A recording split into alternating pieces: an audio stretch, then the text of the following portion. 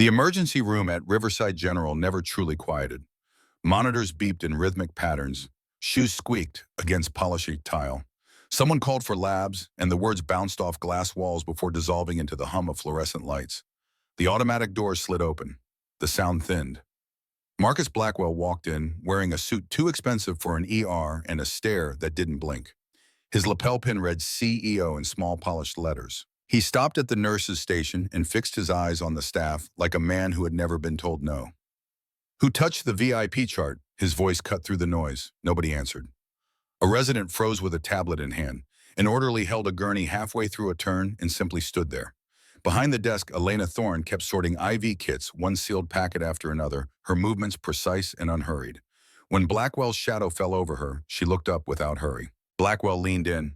"My board is getting calls," he said. "Start talking." Elena's voice stayed even. "Sir, the order was entered under the wrong patient profile. It was corrected within minutes. The patient was not harmed." A second passed. Blackwell's jaw tightened. His hand rose fast. The slap cracked down the corridor. A metal tray slipped from someone's fingers and screeched across the floor. An overhead mic was still live and carried that sound into nearby halls. Elena did not flinch. She did not step back. She stood exactly where she was. Heat spread across her cheek, then darkened. A single tear traced a clean line through the flush, quiet and uninvited. "You're suspended," Blackwell said, pointing at the doors. "Get out." A veteran physician near the wall stared at Elena's face, then at Blackwell's hand, and spoke under his breath. He picked the wrong person. Phones lifted. The room waited for Elena to break. Somewhere in triage, a child started crying, then stopped when her mother hushed her. Even the vending machine seemed loud, its motor humming as if afraid to interrupt anything. She did not break. Elena pressed two fingers to her cheek, testing the bruise with clinical precision. Her sleeve lifted for a heartbeat, revealing a faded fabric band on her wrist. Numbers stitched into it like coordinates. She pulled the sleeve down, turned back to the supply cart, and glanced toward the ambulance bay where sirens were growing louder. The screen faded to black. White text appeared 72 hours earlier. The night shift at Riverside General moved like a river, constant, dark and full of things you couldn't see until they surfaced. Elena Thorne moved through it like a current no one noticed until something needed saving. She was 32 years old, though most people assumed older because of the way she carried silence. Her scrubs were navy blue clean, but worn at the cuffs. Her hair was pulled back tight enough to hurt, but she never touched it. Her eyes were gray, the kind that looked through people instead of at them. The ER staff called her the ghost. Not to her face. Never to her face. She arrived at 11 p.m., clocked in without speaking to anyone, and went straight to the supply closet. She restocked with the precision of someone who had done it 1,000 times in the dark. Gauze, tape, saline flushes, tourniquets. She touched each item once, confirmed it was sealed, and placed it exactly where it needed to be. Grace Brennan, the charge nurse, watched from the doorway. Grace was 58, broad-shouldered, and had survived 3 hospital mergers by refusing to care what administrators thought. She had kind eyes and a voice that could stop a code team mid-panic. "You're early again," Grace said. Elena didn't look up. "Quiet night." "Never is." Grace stepped closer. "You sleep at all?" Elena's hands paused for half a second. "Enough!" Grace didn't believe her, but she didn't push. You didn't push Elena Thorne. You just stood near her and hoped she'd let you in someday. The ambulance bay doors burst open. Cold air rushed in, carrying the smell of rain and exhaust. A paramedic jogged beside a gurney, his hand on the ambu bag, pumping with a rhythm that gave away his fear. 23-year-old male found unresponsive in a gas station bathroom, the paramedic called out.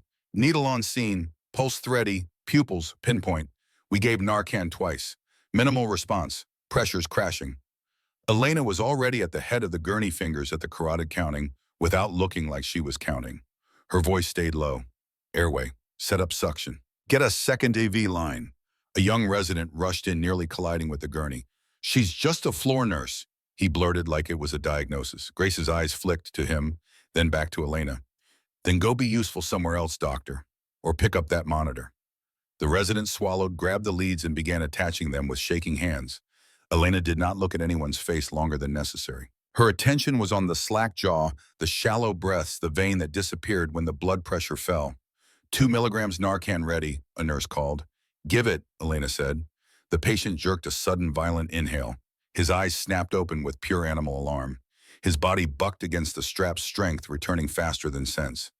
Easy, Elena said, still at his head. You're safe, you're in the hospital. He fought harder, thrashing, trying to tear the line from his arm. A monitor alarm screamed as his heart rate spiked. The resident flinched back, hands raised as if the man's panic were contagious. Grace barked for security, then caught herself. She watched Elena instead. Elena's hands settled on the patient's forearm. Not gripping, not forcing, just anchoring. Her tone did not rise. Breathe with me, she said. In, out, slow. The man's eyes rolled wild and glassy. He spat a curse and lunged again. Elena's fingers shifted precise 2 inches down, a pressure that made his muscles pause for a fraction of a second, long enough for oxygen to get in. The pause looked like luck to anyone who had never learned how to touch a body without provoking it. Elena used that sliver of time to reset the mask, to align the airway, to bring the room back from the edge. Grace stepped in with a strap and locked it down. The team moved again, the patient's breathing smoothed. His eyelids fluttered. The monitor eased its pitch. Elena finally stepped back. She wiped her palms on her scrub pants, not because they were dirty, but because she always did after a surge, like closing a book. The resident stared at her. How did you do that? Elena adjusted the IV pump settings with the same calm she used to set a tray. He needed an anchor, not a fight. But where did you learn? It doesn't matter. Elena turned and walked back to the supply cart, her steps even heel to toe, as if the floor had marks only she could see. Grace followed her with her eyes, then looked at the resident. You just saw 10 years of experience in 10 seconds, Grace said quietly. Pay attention. The resident opened his mouth, then closed it. He looked at Elena's back, at the way she moved through chaos, like it was choreography she'd memorized long ago. In the break room later that night, 2 young doctors sat with coffee that had gone cold. The television played a news segment on mute. One of them flicked a napkin at the trash and missed. Thorn's too soft for trauma, he said. You need granite in the ER, not silk. The other snorted. She takes things personal, makes you slow. Grace stood by the counter, stirring coffee she wasn't going to drink. She set the spoon down with a clink that was too sharp for the room. You all talk like you're invincible, she said. The first doctor shrugged. It's the ER. You either harden up or you leave. Grace leaned forward just enough to make the conversation feel smaller. I've watched Elena Thorne hold a screaming addict still with a whisper, she said. I've watched her triage a hallway of bodies and never pick the wrong one. You confuse quiet with weak. That's your mistake.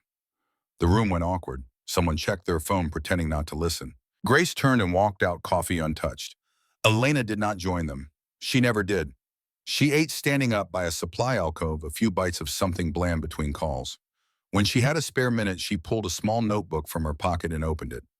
Not to write gossip or schedules, to sketch lines, branches, a map of nerves and vessels, as if she were preparing for a fight that required more than muscle. A new nurse, barely out of school, noticed the notebook and drifted closer. That's anatomy, she said, surprised. Elena kept her pencil moving. It helps me stay ready. For what? Elena looked up briefly. Her eyes were calm, but there was something in them that didn't belong to fluorescent lights. For the part where people panic, she said, then returned to her drawing. Later, just before dawn, a transport intern named Caleb rushed in with a chart pressed to his chest and sweat on his upper lip. He was the kind of eager that got people hurt. I think I messed up, he said, voice a-cracking. I moved the wrong chart into the wrong rack. Dr. Ashford is going to kill me. Elena took the chart from him and scanned it in 3 seconds. Her thumb found the error. The patient name didn't match the wristband number. It was small, ordinary, the sort of mistake that could cascade into something ugly if left alone. She handed it back. Fix it, she said. Caleb swallowed. They'll write me up. Elena's gaze stayed on the hallway, on the stream of gurneys and footsteps. Then you'll learn from it, she replied. But you fix it first. He hesitated. Are you going to tell Grace? Elena shook her head once. Not if you correct it. Caleb blinked at her, surprised by mercy. He nodded hard and hurried off. By the time the sun began to turn the windows pale, Elena's world had found its rhythm again. Chaos managed, lives steadied. Another shift nearly done. She walked to the locker room, peeled off her scrubs, and changed into street clothes, jeans, a gray jacket, boots worn smooth at the heels. She tied her hair into a loose knot and looked at herself in the mirror for exactly 2 seconds. The bruise hadn't formed yet. That would come later. She left through the side entrance, avoiding the main lobby, where the morning shift was arriving with loud voices and fresh energy. The parking lot was still damp from last night's rain. The air smelled like oil and wet concrete. Her apartment was on the second floor of a plain building 3 miles from the hospital. No decorations in the hallway, no welcome mat. Inside, everything was orderly, almost sterile. The counters were clear, the sink was drywall. There were no photos on the walls, no frames on the shelves, no clutter that suggested a past worth displaying. Elena set her keys in the same spot by the door. She washed her hands for a full count, scrubbing under her nails until the water ran colder. She changed out of her street clothes and folded them, not tossing them into a heap, then placed them in a basket with the same precision she used in the supply room. In the bedroom closet behind a row of plain shirts, she pulled out a small wooden box. It was old corners, worn smooth, the surface scratched like it had traveled. A dial lock sat on the front, numbers faint from use. Elena's fingers turned the dial with practiced certainty. Click. The lid opened. Inside, velvet lining held a few objects that didn't belong to the life she lived on paper. A charred fabric patch, edges darkened, as if kissed by fire, embroidered with a crimson bird and the words Crimson Phoenix. A faded photograph folded at the creases, figures in dusty uniforms, standing close together, faces half lost in shadow. 12 people. A desert backdrop, mountains in the distance. A tarnished silver cross engraved with a single date, September 16th, 2014. Elena did not take the photograph out. She did not stare at it like a memory. She touched the patch, once thumb brushing the burned edge, then let her hand rest on the cross for a heartbeat, as if checking that it was still real. Her phone buzzed on the kitchen counter. A message preview flashed and vanished. Another buzz followed, then another, rapid enough to feel like a pulse. Elena did not pick it up.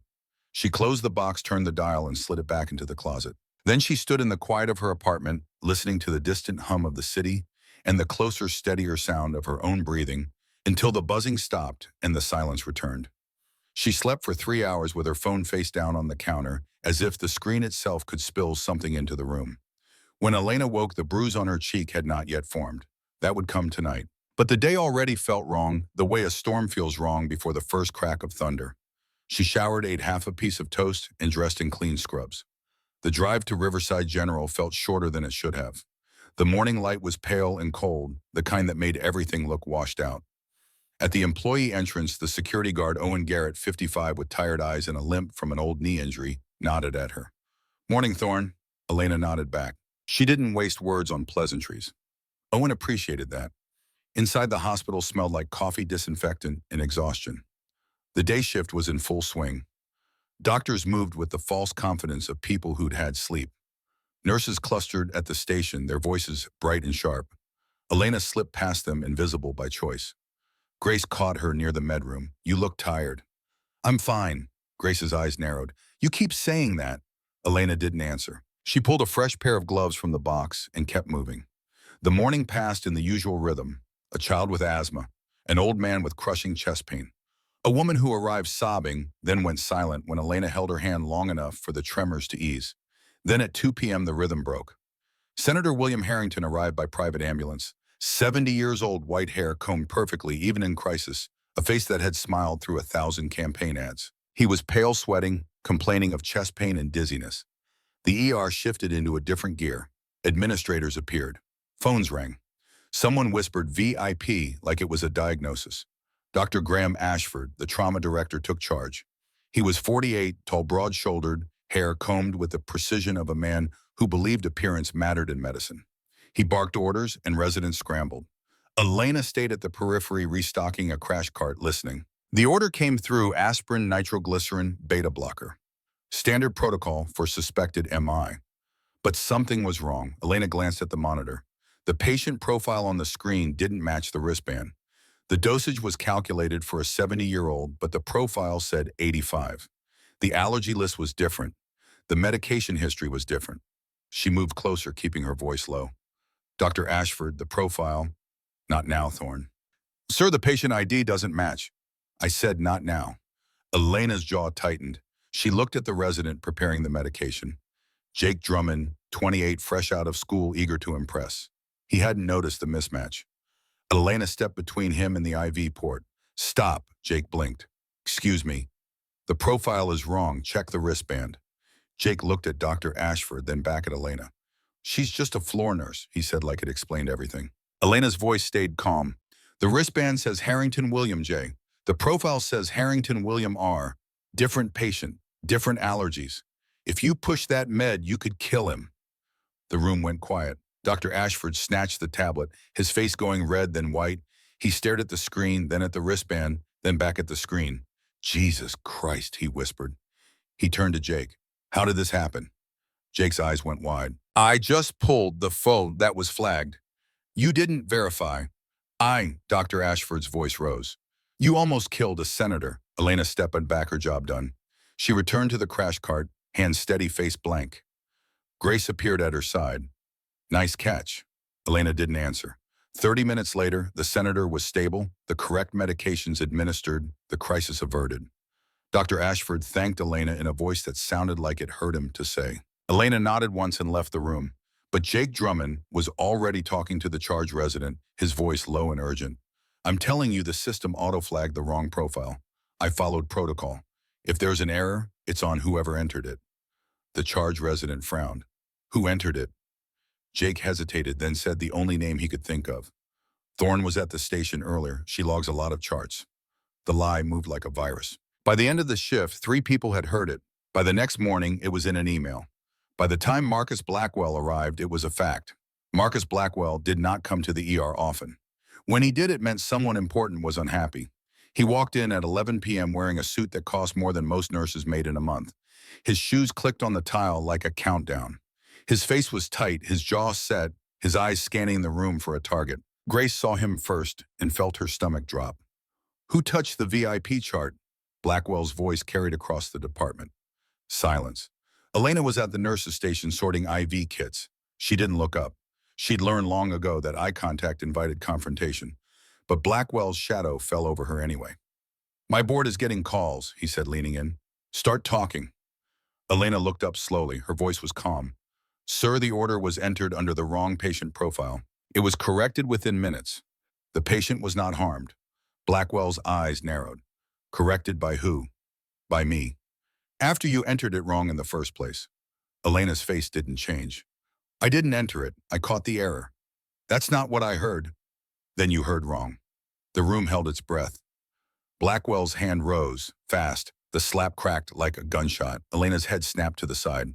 The impact echoed down the corridor. A metal tray clattered to the floor. The overhead mic, still live, carried the sound into the hallway, into the waiting room, into the records that would later become evidence. Elena didn't fall. She didn't cry out. She stood exactly where she was, her cheek blooming red, a single tear sliding down not from pain, but from the body's involuntary response to shock.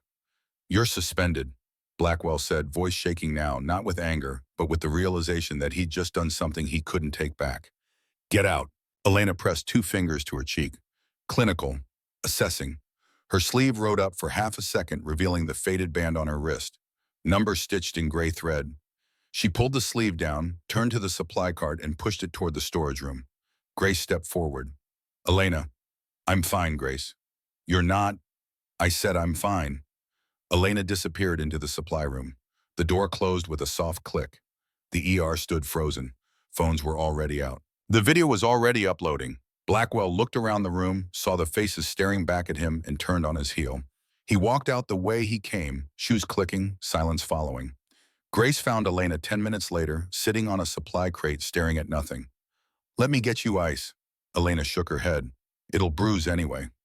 You need to file a report. No. Elena, he's the CEO, Grace. Who do you think they'll believe? Grace's hands curled into fists. I'll testify. Everyone saw it.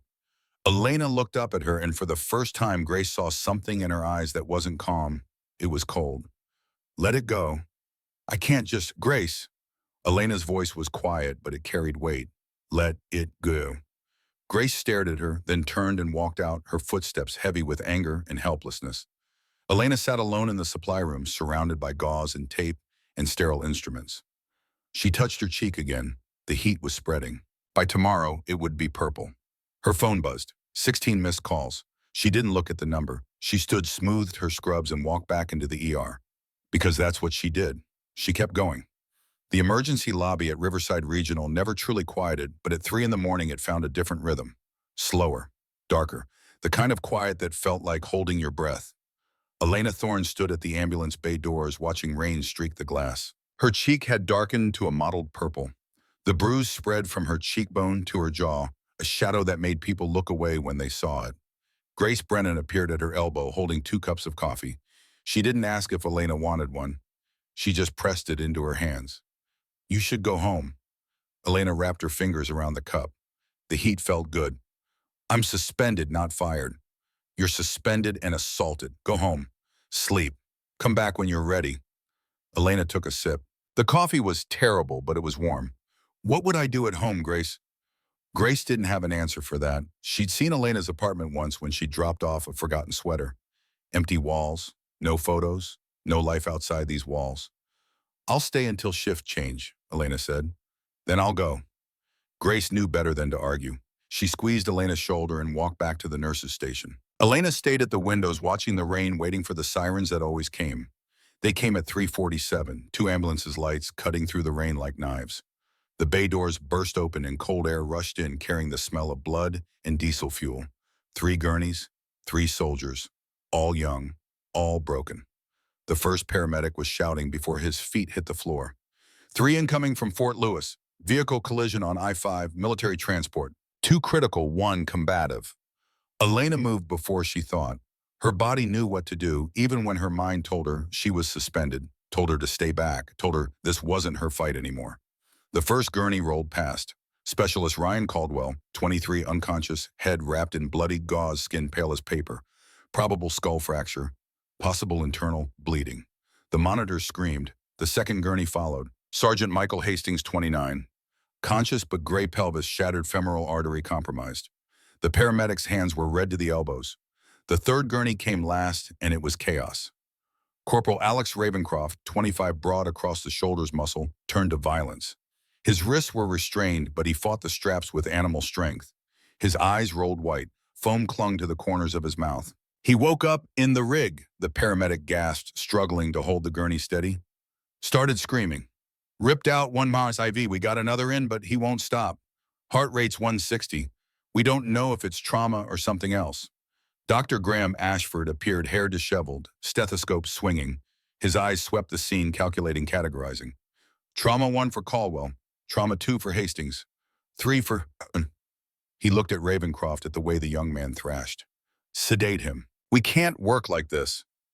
"His rhythm's unstable," the paramedic said. "If we push heavy sedation, then restrain him better." Ashford's voice was sharp. He turned to the residents. "Move." Elena stood at the edge of the chaos, watching. She wasn't supposed to be here. She was suspended. But her feet wouldn't move. Grace caught her eye from across the room and gave the smallest shake of her head. A warning. "Stay back." Elena stayed back for about 10 seconds. Ravencroft's screaming changed pitch. Words tumbled out, broken and raw. "Not the IED, not the convoy, get them out." The residents hesitated. One fumbled with restraints, another backed away when Ravencroft's arm broke free and swung wild. Ashford's face went red. "Someone control him before..." Ravencroft's hand caught a tray of instruments. Metal clattered across the floor. A scalpel skittered under a cabinet. A nurse yelped and jumped back. Elena moved, not fast, just inevitable. She walked to the head of the gurney, not from the side where hands and feet could reach her, but from behind where his vision was limited and his panic had less fuel. "Excuse me," she said to the resident blocking her path. He didn't move. "Ma'am, you're not cleared to move." Her voice wasn't loud. It didn't need to be. He moved. Elena placed her hands on either side of Ravencroft's head, not restraining, just anchoring. Her face came into his line of sight, calm and steady. "Corporal," she said. He didn't hear her. He was somewhere else, somewhere burning. Elena's voice dropped lower, not to a whisper, but to something else. Something that carried weight without volume. "Corporal Alex Ravencroft, Grid Tango 9. Route clearance confirmed." The room went silent. Ravencroft's thrashing slowed. His eyes, wild and unseeing, began to focus. "You are CONUS." Elena continued, her tone firm but not harsh. "Continental United States. You are stateside. You are safe." Ravencroft's breath hitched. "Phoenix." The word came out broken. Elena's fingers found a pressure point near the base of his skull, gentle but precise. Not to hurt, to redirect. "That's right, Corporal. I need you to breathe with me. Count with me. 3, 2, 1. He tried. Failed. Tried again. His body began to obey what his mind couldn't process. The monitors stopped screaming. His heart rate dropped from 160 to 140. Still high, but falling. Elena's hand stayed steady. You're not in the convoy. You're in a hospital. Seattle, Riverside General. You are safe. Ravencroft's eyes locked onto hers. Recognition flickered not of her face, but of something else. Something deeper. How do you know Grid Tango 9? He whispered. Elena didn't answer. She looked at Dr. Ashford. He needs fluids. Slow push. His pressure's going to swing when the adrenaline crashes. Ashford stared at her like she'd just spoken another language. Who are you? Elena ignored him. She kept her focus on Ravencroft, kept her voice low and steady. I'm going to step back out, Corporal. You're going to stay calm. You're going to let these people help you. Understood. Ravencroft nodded once sharp and military. Elena stepped back. The room exhaled. Grace appeared at Elena's side, handing her a roll of gauze like it was the most natural thing in the world. Like Elena hadn't just been suspended 6 hours ago. Ashford opened his mouth, closed it, then opened it again. How did you? He needed an anchor, Elena said, not to fight. A young nurse, Emily Fletcher, 24, and still wide-eyed at everything the ER threw at her, stared at Elena with something close to awe. What language was that Grid Tango 9? Elena's face went carefully blank. Military comms protocol, probably something he heard in training. But you knew it. I read. Elena turned and walked toward the supply room, leaving the questions behind her like smoke. But Grace saw the way Elena's hands shook when she thought no one was looking. Saw the way her jaw tightened when Ravencroft said the word Phoenix. Grace followed her into the supply room and closed the door. Elena, I'm fine. Stop saying that. Grace's voice was gentle but firm. Who are you? Elena's back was turned. She was organizing supplies that didn't need organizing. I'm a nurse. You just spoke classified military codes to a PTSD soldier and brought him down from a panic attack that 3 residents couldn't handle. That's not just a nurse. Elena's hand stilled. For a long moment, she didn't move. Then she turned. Her eyes met Grace's, and for the first time, Grace saw something in them she'd never seen before. Not fear, not anger, just exhaustion. Let it go, Grace. I can't. You have to. Grace searched Elena's face, looking for cracks for something that would let her in. But Elena's walls were old and well-maintained. Fine, Grace said. But when you're ready to talk, I'm here. Elena nodded once. Grace left. Alone in the supply room, Elena leaned against the metal shelving and closed her eyes. Her fingers found the fabric band on her wrist, the one she kept hidden under her sleeve. She touched the stitched numbers like a talisman. Delta Saddam, Devetit Votachka, Dva Nula Yedin Chetri. She hadn't spoken those codes in 10 years. Hadn't thought she remembered them. But the body remembers what the mind tries to forget. Outside, 2 figures stood in the parking lot beside a black SUV. They'd been there for 3 hours, watching the entrance, tracking every ambulance, every patient, every face that passed through those sliding doors. Major Nathan Cross, 45, 6'2", shoulders like a linebacker, and a scar that ran from his left temple to his jaw lowered a pair of binoculars. That was her, he said. Captain Rebecca Steele, 38, lean and sharp-eyed, typed something into her laptop. Confirmed. Subject used operational protocols with military casualty. Grid Tango 9 was Operation Red Wing Comms, classified 10 years. Nathan's jaw tightened. She's not supposed to know those codes anymore. She was debriefed. Memory wiped isn't protocol, but the codes were supposed to be buried. Rebecca pulled up a file on her screen. A photograph appeared. Younger woman, desert fatigues, face shadowed under a helmet, but the eyes were unmistakable. Below it, lines of text, most of it redacted. Sergeant Elena Thorne, Delta Force Medical Support Operation Red Wing, Helmand Province, 2010 to 2014. Bronze Star with Valor Purple Heart classified commendation. Protect and observe status active, do not engage, do not disclose. Rebecca looked up. The CEO assaulted her 6 hours ago. Whole thing's on video. Observe only is over. Nathan pulled out his phone and dialed a number he'd memorized years ago. It rang once. Colonel, it's Cross. We have confirmation. Subject is active and engaging. Protective status has been violated. Requesting authorization to intervene. He listened. His face didn't change, but his knuckles went white around the phone. Understood, sir. We'll maintain position and report. He ended the call and looked at Rebecca. We hold. For now. Rebecca's eyes stayed on the hospital entrance. And if they come for her, Nathan's hand drifted to the weapon holstered under his jacket. Then observe only becomes something else. Inside in a glass-walled office on the 4th floor, Marcus Blackwell got alone with the lights off. His hands shook. He'd watched the video 17 times, watched his own hand rise, watched the impact, heard the sound. His career was built on control, on image, on the careful construction of power, and he just destroyed it in front of cameras. His phone buzzed, a text from the board chair. 3 words, emergency meeting, tomorrow. Blackwell's stomach turned to ice. Another buzz. This one from Diana Merrick, the PR director. She didn't text, she called. He answered. Diana, we have a problem. Her voice was tight. The video's going viral internally. Staff are sharing it. Some are talking to reporters. Kill it. I can't. It's already out. And there's something else. Blackwell's throat went dry. What? I tried to pull Elena Thorne's employee file. Standard background check looking for disciplinary history we can use. But the system's locked. Federal seal. High-level clearance required. What does that mean? It means she's not just a nurse, Marcus.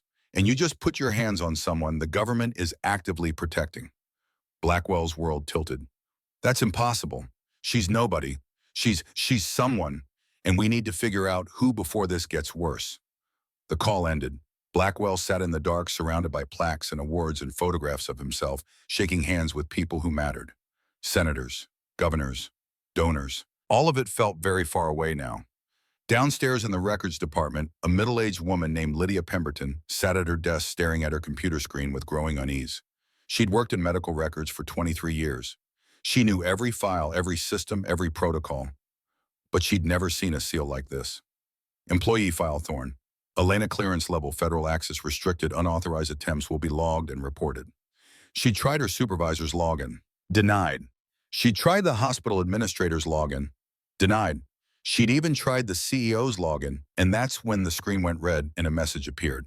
Warning, Federal Protective Directive in effect, further access attempts will trigger investigation, contact Department of Defense. Personnel Recovery Liaison. Lydia's hands trembled as she logged out. She looked around the empty records room, suddenly aware of how alone she was. Whoever Elena Thorne was, she was protected by people who didn't play games. And Marcus Blackwell had just made a very, very big mistake. By dawn, the rain had stopped. The sky was the color of old bruises. Elena stood outside the hospital, having finally left after Grace physically pushed her toward the door. Her phone buzzed. She looked at it for the first time in hours. 23 missed calls, 17 from numbers she didn't recognize, 6 from a blocked number that kept trying. One text message, sent at 4 a.m. Unknown number, we see you, stay inside. Elena stared at the message. Her thumb hovered over the delete button. Instead, she pocketed the phone and walked to her car. At home, she didn't sleep. She sat on the floor of her living room, the wooden box open in front of her. The photograph lay on the carpet, creased and faded. 12 faces. Helmand Province, 2014. She could name every one of them. 7 were dead now. 3 from combat. 4 from what came after. Suicide. Overdose. The slow death of men and women who came home but never really left. Elena touched each face with her fingertip, a ritual she performed every year on the anniversary. But it wasn't the anniversary. It was just a Tuesday in February. She shouldn't have opened the box. But Ravencroft's eyes had looked at her the way her soldiers used to look at her. With hope. With trust. With a desperate need to believe someone could save them. And she'd responded the way she always did. By saving them. Even when it cost her everything. Her phone buzzed again. Same unknown number. This time the message was longer. Sergeant Thorne, this is Colonel Whitmore. We need to talk. It's about Blackwell. It's about what happens next. You're not alone. You never were. Elena read the message 3 times. Then she deleted it. But her hands were shaking when she put the phone down. Outside, the black SUV was parked across the street. Nathan and Rebecca had followed her home, keeping their distance, staying invisible. She got the message, Rebecca said. She deleted it, Nathan replied. Think she'll respond. Nathan watched Elena's apartment window. A shadow moved behind the curtain. No, she's been running for 10 years. Old habits don't break easy. Then what do we do? Nathan's phone buzzed. He looked at it, then showed Rebecca the screen. New orders, 1 line, maintain observation. Prepare for extraction if threatened. Rebecca looked at Nathan. They're escalating. They have to. Blackwell just declared war on someone he doesn't understand. And when people like him get scared, they get dangerous.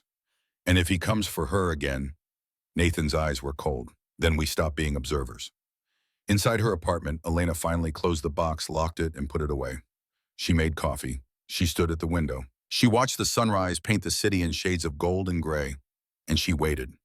Because something was coming. She could feel it in her bones, in the old wounds that ached when the weather changed, in the part of her that never stopped being a soldier, even when she wore scrubs instead of fatigues. The storm wasn't over. It was just beginning. At Riverside General, the morning shift arrived to find the night shift buzzing with stories. The video of Blackwell's slap had spread beyond the hospital now. Local news had picked it up.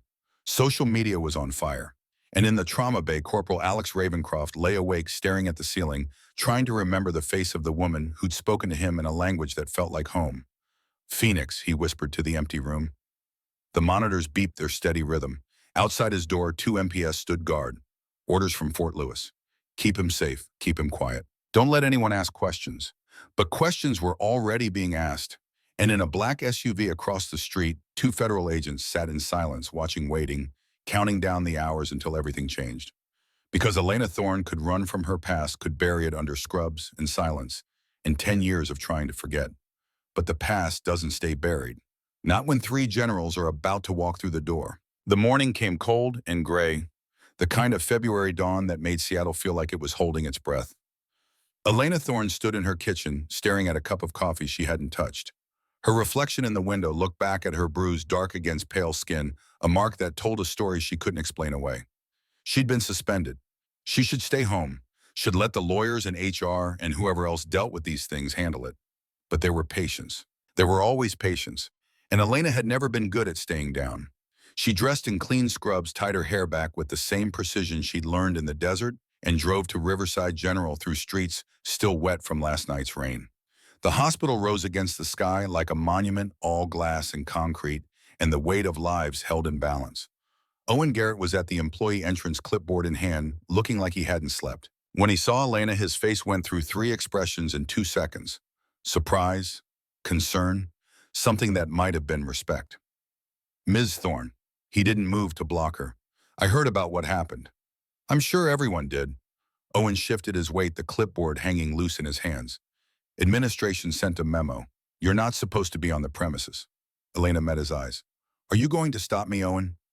He looked at her for a long moment. At the bruise that had spread from her cheekbone to her jaw. At the steady way she stood like she'd been knocked down before and knew exactly how to get back up. At the quiet strength that radiated from her like heat from coals. "No, ma'am," he said quietly. "I'm not." He stepped aside. Elena walked through. The hospital felt different in the morning light. Conversations stopped when she passed. Eyes followed her, some with sympathy, some with curiosity, some with something darker. The video had done its work. Everyone knew. Everyone had seen. The quiet nurse who never caused trouble had been struck by the CEO in front of cameras, and now the whole building hummed with speculation. Grace found her at the nurse's station within 5 minutes, moving fast, her face tight with worry, and something that looked like protective fury. "You shouldn't be here." "Probably not." "Elena," Grace's voice dropped. "Blackwell's looking for you. He's been calling everyone trying to do damage control. His lawyers are already spinning stories." Elena's hands stilled on the supply cart she'd been organizing. "Let them spin. This isn't a joke. He could—" "Grace." Elena turned to face her. "Is Ravencroft stable?" Grace's jaw tightened. She knew that tone, the one that said the conversation was over before it started, the one that meant Elena had already made her decision and nothing would change it. "He's in post-trauma observation. 2 MPs at his door. Fort Lewis locked him down tight. Nobody gets in without clearance." "Can I see him?" "You're suspended." "That's not what I asked." Grace looked at her, then sighed the way people sigh when they know they've already lost. "Room 412, but Elena, if Blackwell finds out." "He won't." Elena's voice was quiet but certain. "And if he does, it won't matter." Grace wanted to ask what that meant, but Elena was already moving toward the elevators, her steps measured and sure like a soldier returning to familiar ground. The 4th floor was quieter. Post-trauma observation was where they put the cases that needed watching, but not the chaos of the ER. Elena moved through the halls like water finding channels, nodding to nurses who recognized her, invisible to those who didn't. Room 412 sat at the end of the corridor. 2 MPS stood outside, young and squared-away uniforms, crisp eyes sharp. They straightened when Elena approached, hands drifting to positions that weren't quite threatening but weren't welcoming either. "Ma'am, this is a restricted area." Elena stopped 5 feet away, hands visible, posture open. "I'm Elena Thorne." I treated Corporal Ravencroft in the ER last night. I wanted to check on his condition.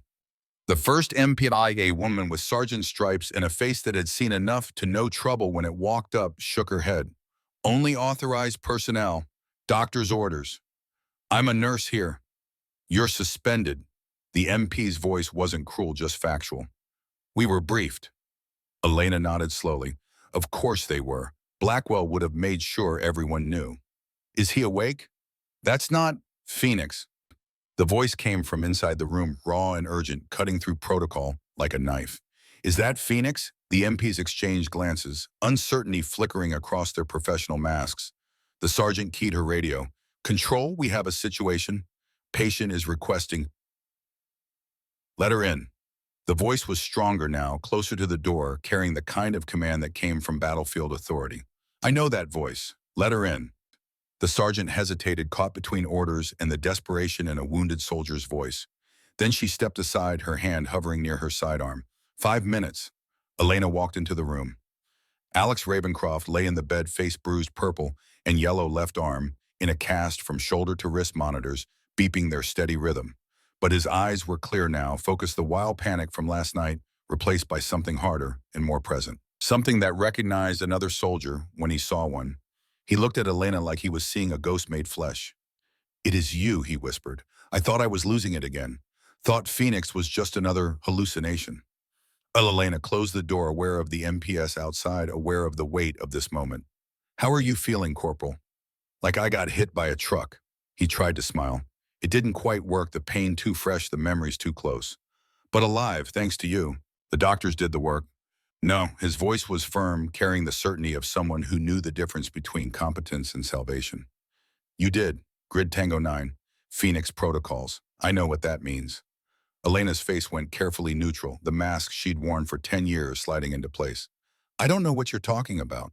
Yes, you do. Ravencroft shifted, wincing, but his eyes never left hers. I served with the 75th Rangers. We had liaisons from Delta Medical. They trained us on field comms, classified stuff, for when things went sideways and normal channels were compromised. Grid Tango 9 was one of them. Echo 7 clearance. Only people who'd know that are Delta operators or the medics who supported them in theater. Elena said nothing, but something flickered in her eyes. Recognition, memory, things she'd buried deep. You're hurt. Ravencroft continued, his voice dropping to something almost reverent. Phoenix medic, the legend they tell in the barracks when the brass isn't listening. Helmand Province, 2014. Operation Red Wing. You saved 47 soldiers in 72 hours under sustained enemy fire. They gave you a medal they couldn't give you in public because the whole operation was so black it doesn't officially exist. Elena's hands were steady, but her throat had gone tight. You need rest, Corporal. You've been through trauma. Sometimes my mind is fine. His voice cracked. Last night I was back there, in the convoy, watching my guys burn, the smell of diesel and blood and burning flesh. And I couldn't move, couldn't breathe, couldn't do anything but scream. And then you spoke, not like a nurse, like a commander, like someone who'd been in the fire and knew the way out. You pulled me back, with your voice, with those words. You gave me something to hold on to when I had nothing. Elena looked at him for a long moment, seeing the pain, the gratitude, the desperate need to be understood by someone who'd been where he was. Then she pulled a chair close and sat down, her voice dropping to the low, steady tone she'd used in trauma tents and under mortar fire. What happened to your convoy, Alex? Ravencroft's face went hard, the muscle jumping in his jaw. IED Taliban. At least that's what they told us. But the timing was wrong, the intel was wrong. We were supposed to be on a different road. Someone changed the route at the last minute. Someone who knew exactly when we'd be there and exactly where to place the device. Who changed the route? I don't know, but Fort Lewis is asking questions. CID is involved. JAG is involved. They think it's internal. They think someone in our command structure sold us out to the enemy. He met Elena's eyes. They think someone wanted us dead. Elena absorbed this, her mind clicking through possibilities, through the dark mathematics of betrayal and blood money, old instincts rising like muscle memory she couldn't suppress. Is that why the MPS are here, to protect you or to keep you quiet? Both, probably. Ravencroft's laugh was bitter. They say it's for my protection, but it feels more like it's how I am, like they're afraid of what I might say or who I might say it to. Before Elena could respond, voices rose in the hallway, sharp, authoritative, the kind that made MPS stand straighter and nurses step aside. The door opened. Dr. Graham Ashford walked in white coat, crisp stethoscope gleaming by two men in dark suits that screamed federal agent, not hospital administration, something with more weight behind it. Ashford's face was tight lips pressed into a thin line. Ms. Thorne, you need to leave. Now. Elena stood slowly, taking her time, refusing to be rushed. I was just checking on a patient. You're suspended. You shouldn't be here at all. You're creating a liability issue. Ashford turned to Ravencroft, his tone gentler. Corporal, these gentlemen are from CID. They have questions about the incident. One of the suits stepped forward, mid-40s military haircut, going gray at the temples, eyes that saw everything and gave away nothing. Special Agent Morrison, Army Criminal Investigation Division. Corporal Ravencroft, we need to discuss the events leading up to your convoy's attack. Ravencroft's jaw tightened, his free hand curling into a fist. I already gave my statement 3 times. We need you to give it again, in detail, with timeline specifics. Elena moved toward the door, but Ravencroft's voice stopped her cold. She stays. Morrison turned, his eyes narrowing as he focused on Elena for the first time. Excuse me. Phoenix stays. If you want me to talk, she stays in the room. Morrison's expression shifted from annoyance to calculation. He looked at Elena like he was seeing her for the first time, really seeing her, cataloging details. Phoenix, Elena felt the room shift, felt the weight of that name, that call sign, that life she'd tried to bury under scrubs and silence, and 10 years of pretending. It's nothing, she said, her voice level. Just something he said when he was confused last night. Didn't sound like confusion. Morrison pulled out his phone, fingers moving across the screen with practiced efficiency. He typed something, waited, his face changing as the response came back. Elena Thorne, Riverside General Hospital. Employed here 3 years as a nurse. Before that, he looked up and his expression was different now. Careful, wary. Before that, you don't exist. No employment records, no credit history, no tax returns, nothing before 2021. It's like you appeared out of thin air. I moved here from out of state, started fresh. Which state? Elena said nothing. Morrison took a step closer, lowering his voice. I've been investigating military personnel for 20 years. I know a ghost when I see one. And you're not just any ghost. You're a protected ghost. The kind that has federal seals on their file and flags that go all the way up the chain to people who scare me. Before Elena could answer, the hospital's PA system crackled to life, the voice tense and urgent. Security alert. All available personnel to the main lobby. Security alert. This is not a drill. Ashford's radio squawked, the voice on the other end rushed and slightly panicked. We have a situation. 3 military officers just walked into the lobby. Full dress uniform. Stars on their shoulders. They're not checking in. They're not asking permission. They're asking for Elena Thorne by name. The room went silent. Morrison looked at Elena, his professional mask slipping for just a moment. You want to tell me what's going on? Elena's face was stone, but her heart was hammering. No. She walked out of the room, moving fast now, the MPS and agents scrambling to follow. The elevator was too slow. She took the stairs, her footsteps echoing in the concrete shaft like drumbeats. Her mind racing through scenarios, through possibilities, through the one truth she couldn't escape. They'd found her. After 10 years of silence, of anonymity, of being nobody, they'd found her. The lobby at Riverside General was designed to be calming. Soft lighting, comfortable chairs, watercolor art on the walls that was supposed to make people feel less afraid of what waited beyond the doors. But there was nothing calming about it now. 3 figures stood in the center of the space, and they didn't belong to this world of fluorescent lights and hand sanitizer dispensers. They were older, 60s at least, but they stood with the kind of posture that never fades.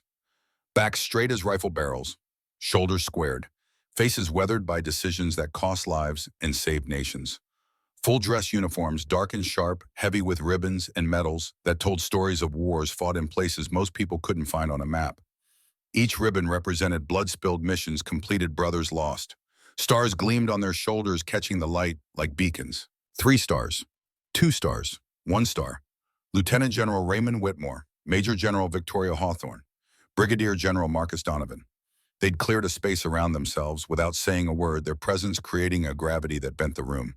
Hospital security hovered at the edges, uncertain radios crackling with requests for guidance that wasn't coming.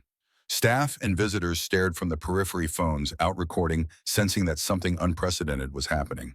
Marcus Blackwell stood near the information desk, face pale and shining with sweat, flanked by two board members who looked like they wanted to sink through the floor. He'd been in an emergency meeting when security called, already trying to manage the fallout from the video. Now he stood frozen, watching three people who outranked everyone in the building in ways that had nothing to do with hospital hierarchy. General Whitmore stepped forward when he saw Elena emerge from the stairwell. His eyes tracked her movement across the lobby, taking in the bruise, the scrubs, the way she moved like she was calculating exits even now. "Sergeant Thorne," he said, his voice carried across the marble floor, not loud, but impossible to ignore the voice of a man used to commanding thousands. Elena stopped 20 feet away, every instinct screaming at her to run, to hide, to disappear again. "I'm not in the military." "That's not what your file says." "Then my file is wrong." General Hawthorne, the only woman among them, moved to Whitmore's right. Her gray hair was pulled back in a tight bun, her face lined with command and compassion in equal measure. "You're listed as inactive reserve sergeant. You never formally discharged. That means you're still one of ours, whether you wear the uniform or not." "I work here." "You serve here, up to," Hawthorne corrected gently. "There's a difference. Service doesn't end just because you change clothes." The lobby was filling now. Staff poured in from every floor, drawn by rumors and texts and the sheer magnetic pull of something unprecedented happening. Grace pushed through the crowd, her face a mix of shock and dawning understanding. Sarah Kincaid stood near the ER entrance, one hand over her mouth. Jake Drummond, the resident who'd blamed Elena for the senator's chart error, looked like he might be sick. Blackwell found his voice, though it came out strangled. "This is a civilian hospital. You can't just walk in here and what?" General Donovan turned to face him, and the temperature in the room seemed to drop 10 degrees. "We can't check on one of our soldiers. We can't ensure her safety after she was assaulted by someone who should have known better." Blackwell's face went from pale to gray. "I don't know what you've been told, but we've been told everything." Whitmore's voice was cold enough to frost glass. "We've seen the video 17 times. We've read the incident reports from 4 different sources. We've reviewed Sergeant Thorne's protective status, which you violated when you put your hands on her in anger and in public." "Protective status?" Blackwell's voice cracked, desperation seeping through. "She's a nurse. She's a decorated combat medic who saved 47 lives under sustained enemy fire." Hawthorne cut in her voice like a blade wrapped in silk. "She holds a bronze star with valor and a purple heart. She has a classified commendation from Joint Special Operations Command for actions so critical to national security that the details remain sealed.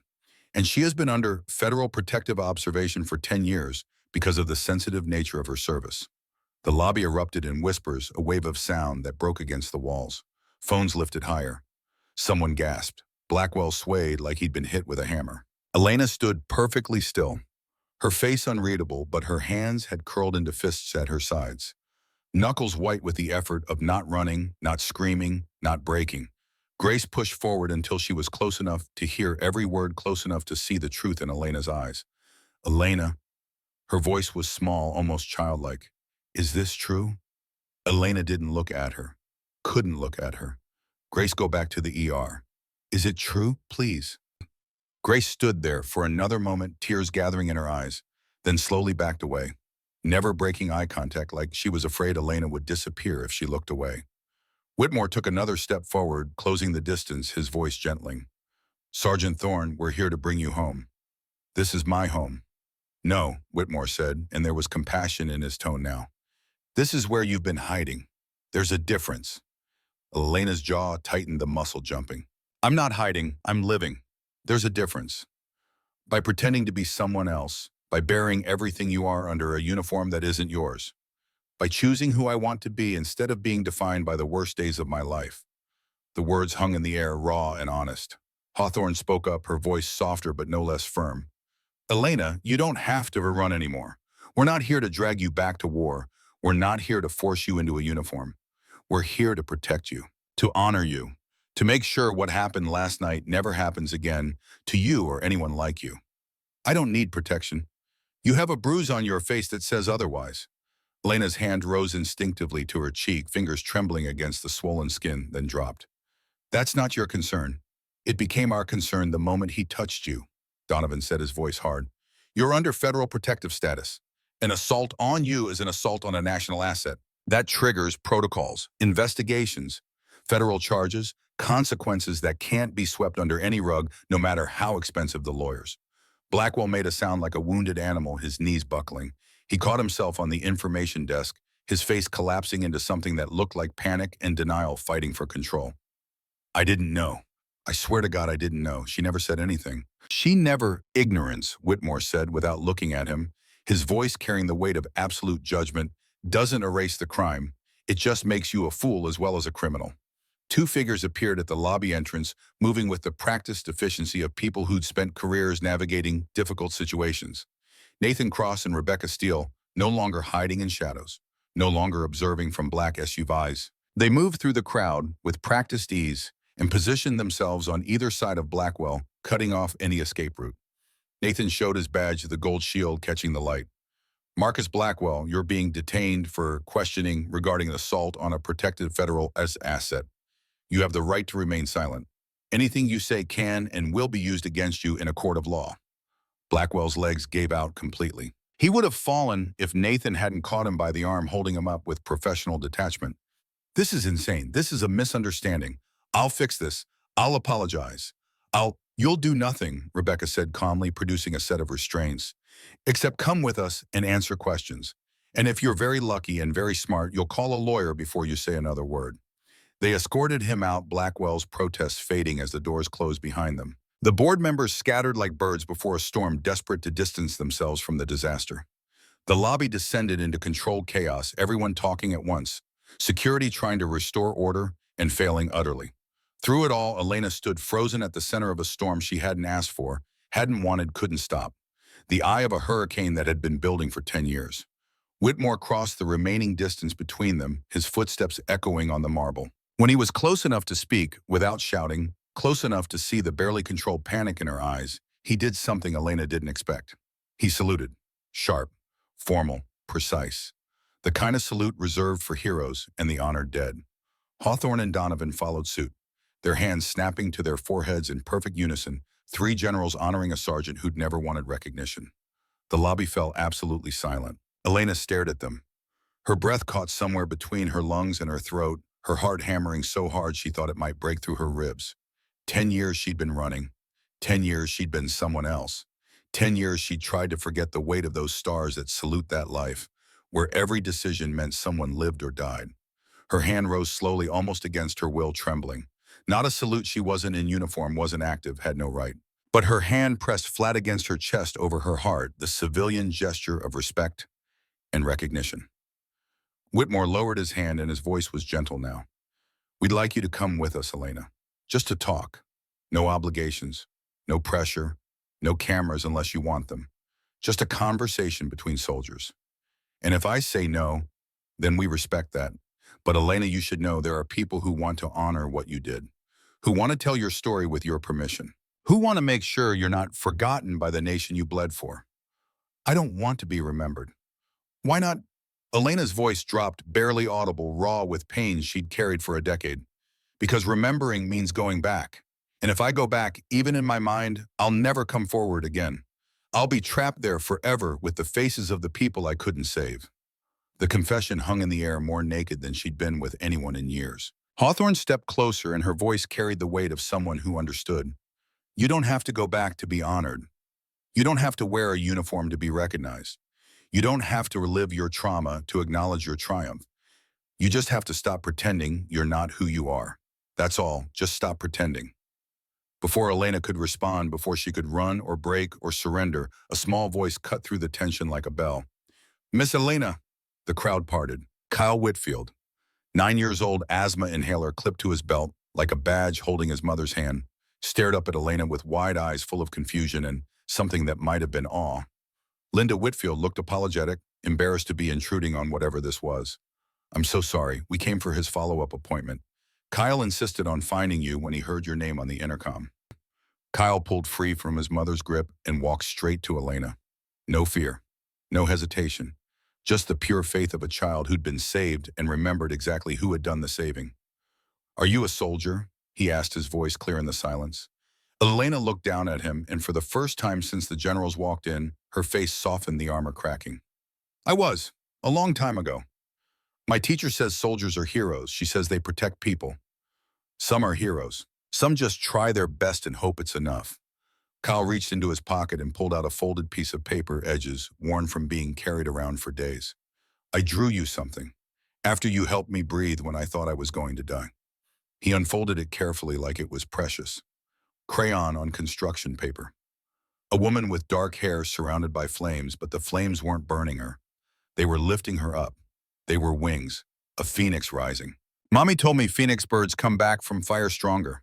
Kyle said, his voice full of the absolute certainty of children who haven't learned to doubt yet. That's you. You came back from somewhere bad, and now you help people not be scared. Lena took the drawing with trembling hands, her vision blurring. She stared at it for a long moment, at the simple lines and bright colors, at the hope rendered in crayon. Then she crouched down so she was eye level with Kyle so he could see the tears she'd been holding back finally breaking free. Thank you, she whispered, her voice cracking. This is the best thing anyone's ever given me. Better than any medal. I'm going to keep it forever. Kyle beamed with pride. Then, with the unself-conscious affection of childhood, he hugged her, quick and fierce, his small arms tight around her neck. You're my hero, he whispered in her ear. Even if you're sad. Especially because you're sad, but you help people anyway. Then he pulled back and ran back to his mother, who was crying openly now. Linda mouthed thank you and led him away, but not before Kyle turned and waved his smile bright enough to light the whole lobby.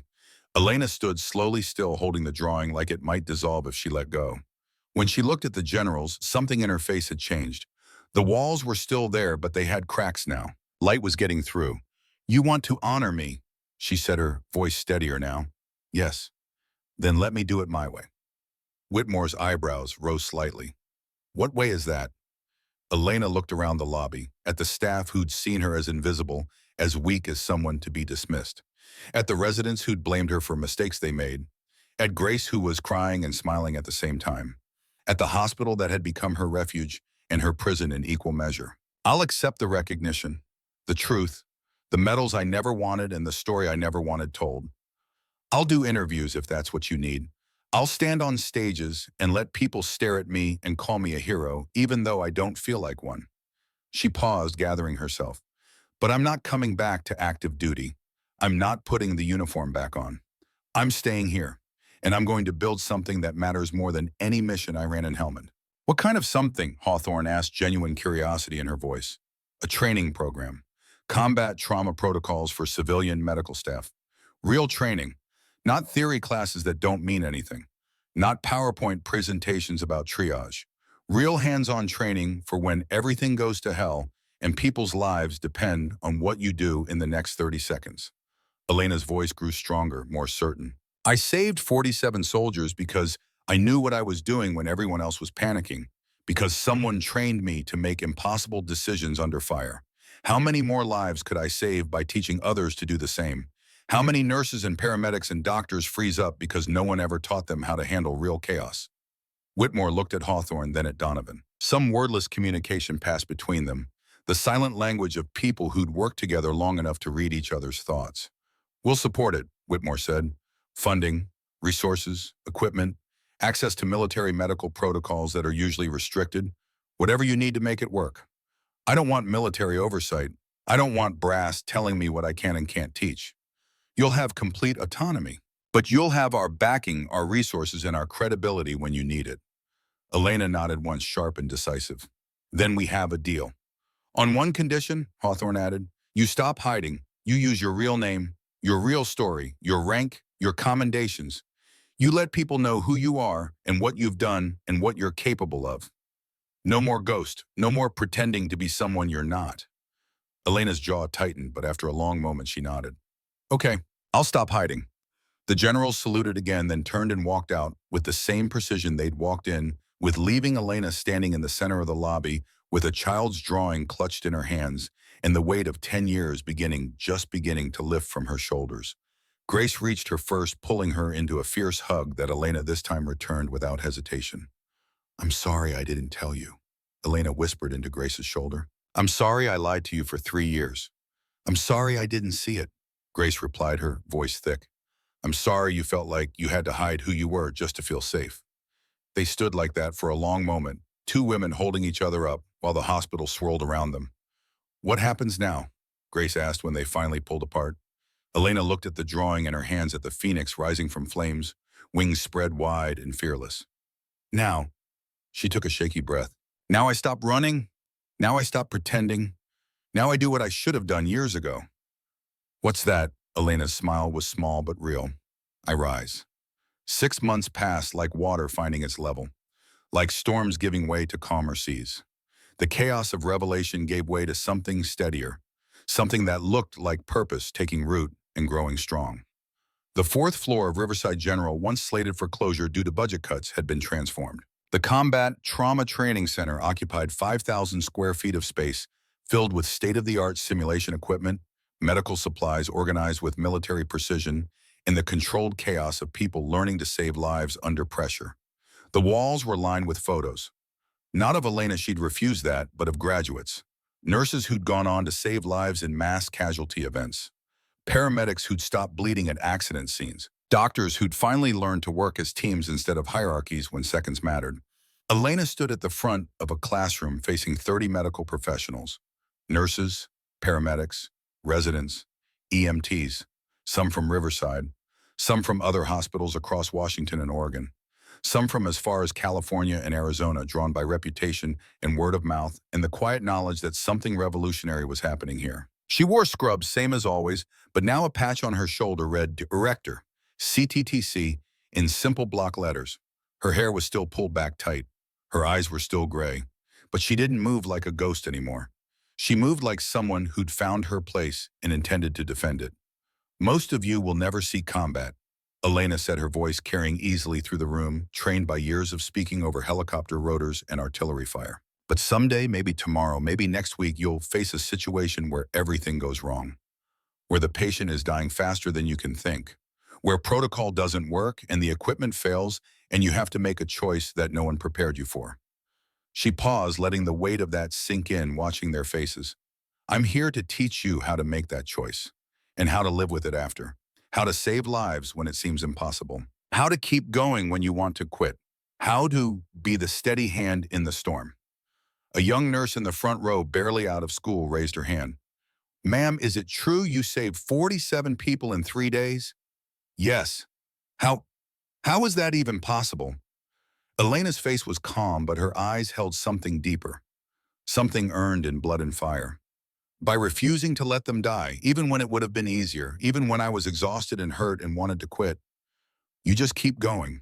You find something inside yourself that's stronger than the fear and the doubt. That's not a secret I can teach you. That's something you have to discover when the moment comes. But I can give you the tools to make that discovery possible. After class, Grace found Elena in the small office that had become her command center. Whiteboards covered with training schedules.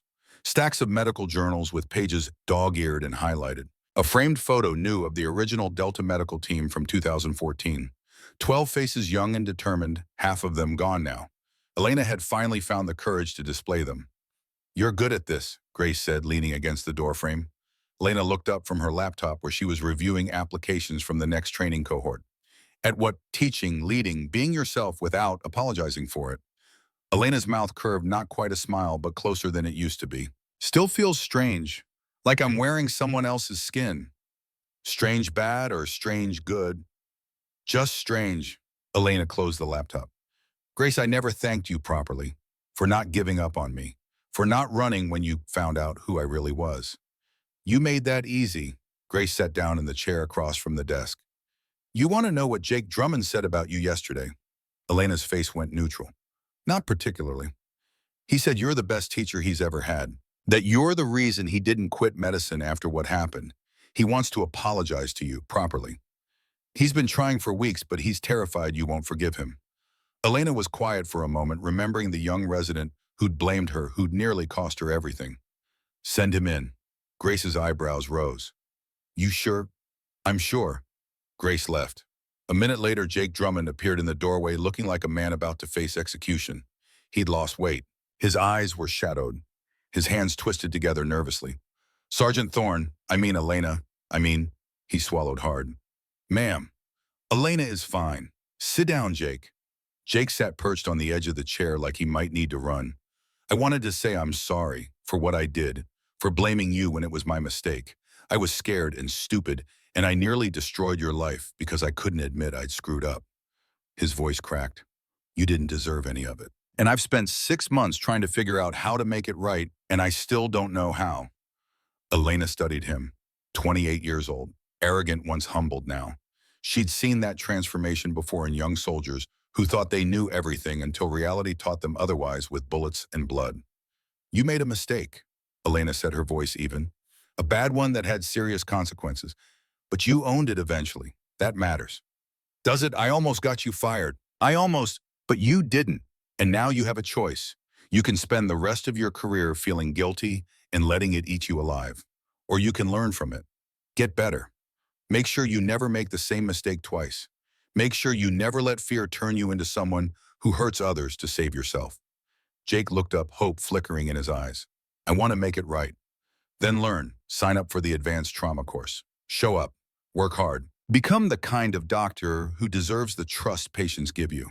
She gestured to a chair. And stop apologizing. I forgave you months ago. Now you need to forgive yourself. Jake's breath came out in a rush relief, washing over his face like rain. Thank you. Thank you. I'll sign up today. I'll work harder than anyone. Jake. Elena's voice was gentle. Just be better. That's enough. He nodded hard, not trusting his voice, and left before the tears could fall. That evening, Elena returned to her apartment. It looked different now. Not much. She'd never be the type for clutter or decoration. But there were small changes. A few photos on the wall, the original Delta team, Grace and her at the training center opening ceremony, Kyle's Phoenix drawing, professionally framed and hanging in a place of honor above her desk. The wooden box sat on her desk unlocked for the first time in months, no longer hidden in the closet like a shameful secret. The old patch burned and faded rested next to a new one that had arrived 3 months ago.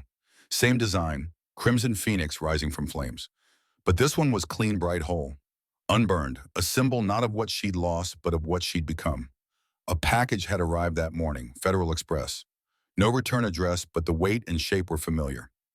Inside, nested in black velvet, a letter on official letterhead. Sergeant Elena Thorne, your service to this nation was classified for reasons of national security and operational necessity. The missions you ran, the soldiers you saved, the blood you spilled in defense of others, all of it happened in shadows because that's where it had to happen. But your sacrifice was never forgotten. The soldiers you saved remember. Their families remember. The command structure remembers.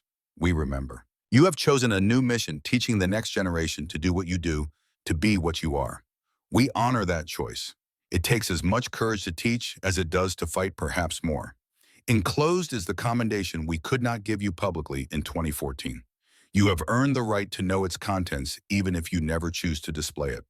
Once a phoenix, always a phoenix, wherever you choose to rise. With profound respect, General Raymond Whitmore, United States Army. Elena opened the small mahogany box that had come with the letter. Inside, on black velvet, a medal gleamed under the lamplight. The Defense Superior Service Medal, one of the highest peacetime awards, with a small phoenix emblem added to the ribbon.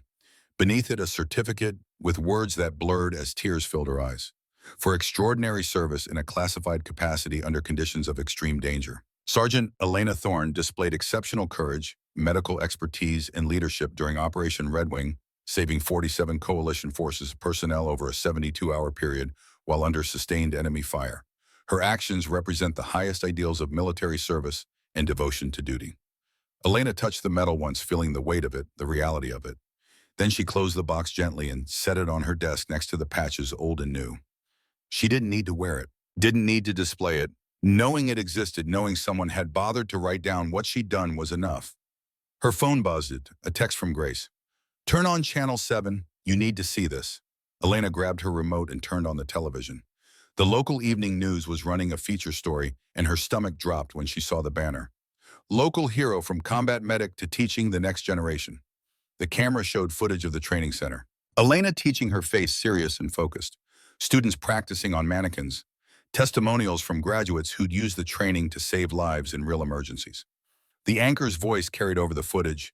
The Combat Trauma Training Center at Riverside General has trained over 200 medical professionals in its first 6 months. The program, directed by Sergeant Elena Thorne, a decorated combat medic and Bronze Star recipient, has received national attention for its innovative approach to emergency medicine.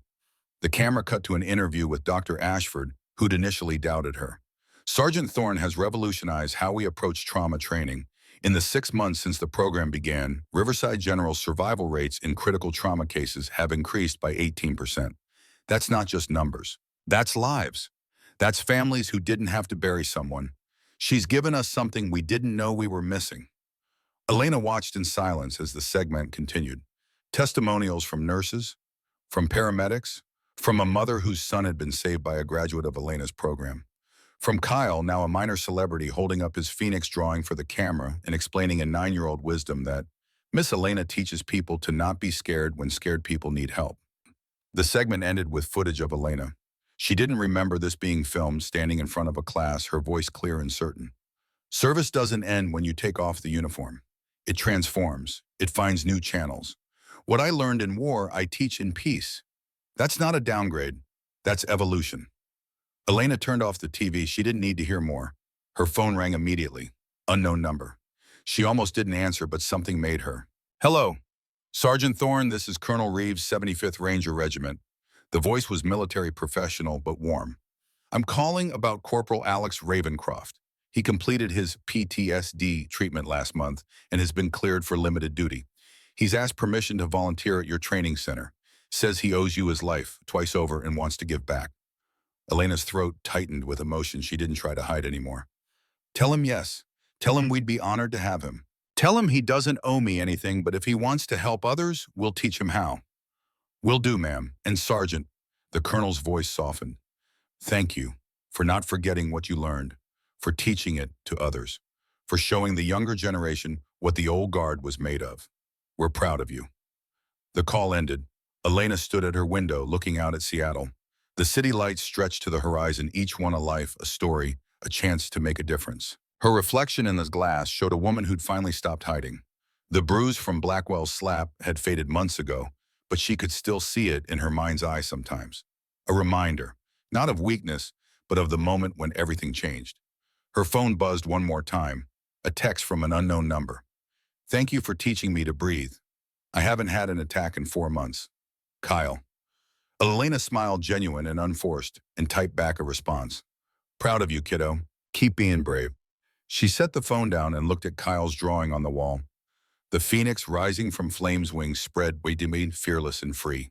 She'd spent 10 years trying to be invisible, trying to be no one, trying to forget the fire that had forged her into something stronger than she'd ever wanted to be. But some fires don't go out. They just wait for the right moment to burn again. And when they do, they light the way for others.